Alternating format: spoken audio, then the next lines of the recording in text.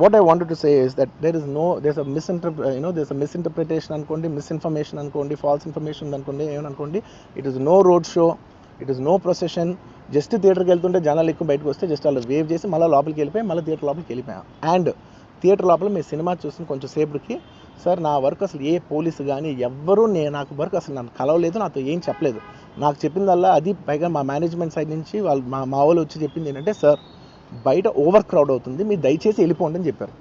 వాళ్ళ పోలీసు వాళ్ళందరూ బయట చాలామందికి ప్రాబ్లం అవుతుంది సార్, ఓవర్ క్రౌడ్ అవుతుంది, మీరు వెళ్ళిపోండి అంటే నేను వెళ్ళిపోయా.